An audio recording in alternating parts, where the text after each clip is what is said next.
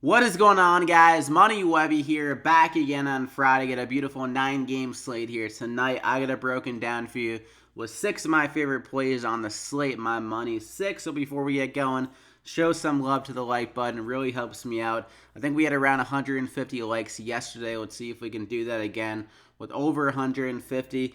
Some solid plays. LeBron did his thing. Devin Booker was pretty solid. Tobias Harris, Cousins was solid. The one disappointing thing was Caris LeVert. He only played 21 minutes, even though he was getting more runs than that in the last few games. He had 23 minutes in the second game back. So I'm not sure why he saw less minutes off the All-Star break. That didn't really make much sense. Boban returned a ton of value, though, so he was a really good value play. And let's see if we can keep it going, though, here tonight with the 6 plays. So subscribe to the channel as well if you happen to be new here or haven't subscribed, so you don't miss out on any other of these videos. But let's hop right into it.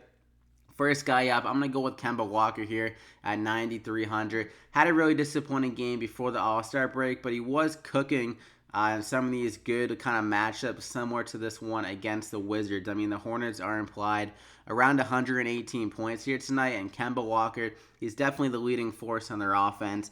He's been shooting around 20 shots a game recently, 54, 53, 58, 60, 65 in 5 of the last 6 games.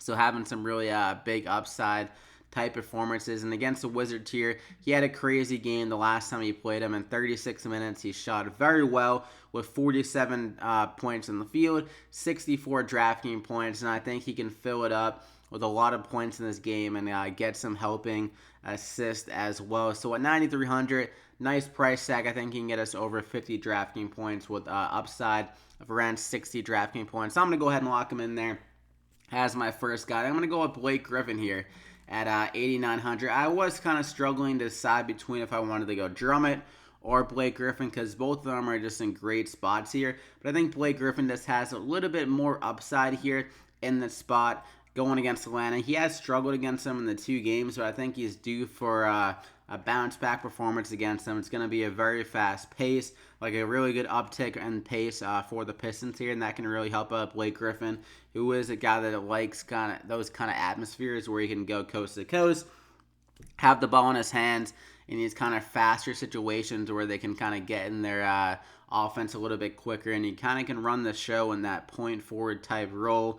He's been filling it up recently, has a triple-double ability. Has just been a little bit off recently. He was 1 rebound and 1 assist off against the Wizards. He put up 56 DraftKings points in that game, and I think he can just get over 50 DraftKings points again here in this one. I mean, he's been putting up they've been scoring good amount of points against better defenses in the Hawks. Like they put up 110 against the Celtics, 120 against the Knicks, 129 against the Nuggets. So they're having big-time performances even against better defenses, and the Hawks probably have one of the top 5 worst defenses in the league. So I think Blake Griffin can fill it up here, score very well in a high pace game for him and a high-scoring affair. So I'm going to go ahead and lock him in there as my second guy. Then I'm going to go with DeMar DeRozan. Definitely a little bit of a narrative here, but going against his old team, against the Toronto Raptors back in Toronto, I think he's going to try to put on a show here again. I mean, the matchup isn't great on paper. The one thing is that Toronto,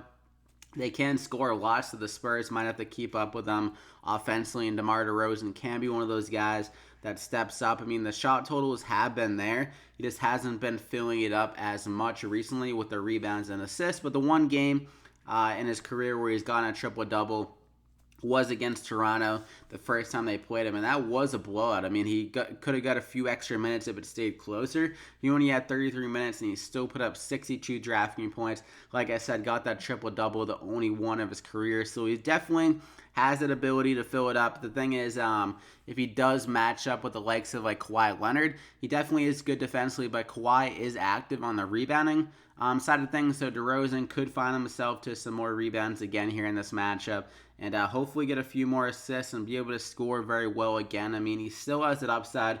Put up 49 against Portland recently. I really struggled against Memphis, but that's kind of a tough matchup. They played at a really slow pace, and they're okay on defense. So I expect a little bit more here, though. And he was very efficient in these couple of games before the All-Star break, and now that he kind of got rested up. He was dealing with a little bit of an injury a few weeks ago, so the All-Star break should have got rested up, ready to go here tonight. So I'm going to go ahead and lock him in there as my third guy. Then I'm going to go in DARREN COLLISON here at 5,700. A good thing with him is that he's actually getting a few more minutes recently. With the injury to Victor Oladipo, he's been stepping up on the offensive end, kind of has a little bit more on his plate, and he's getting some more consistent runs. So 30 minutes, 32, and 34. 3 to the last 4 games against the Clippers. That game was a blowout, so he didn't get up to his upside for minutes. Also a blowout here against the Lakers, 35 minutes against the Pelicans in the same matchup last time, and got 39 DraftKings points. So like I said, though, getting some extra run, that's kind of a big thing that can kind of fly under the radar. I mean, he's not going to be able to hit that upside if he isn't playing enough minutes. And on the year, though, he's been playing 28 minutes on average. So, and now recently, like I said, he's been getting closer to 31, 32 minutes a game when the games have stayed close. I think this game should stay close enough. The Pelicans are a team that doesn't play great defense as well. They play at a pretty fast pace. They struggle against guards. Elfrid Payton is also back here, and he's one of the worst defensive point guards in the league. So I think DARREN COLLISON can score pretty well against them. And also he has that assist ability. Running the show, he's been averaging around like 6-7 assists per game recently without Victor Oladipo. So I'm going to go ahead and lock him in there as my fourth guy. I think he can get over 30 DraftKings points. And for my fifth guy, I'm going to go with Dario Saric. Some news came out that Karl-Anthony Towns is actually questionable for this game. He actually got in a car accident, and they listed him questionable because he didn't go through shoot-around, and there is some concern of whether he's going to be able to play. So if Towns is out, Dario Saric is going to be very chalky, but he makes a lot of sense here, just even if Towns does play, because he entered the starting lineup. Got 33 minutes against the Clippers the other night.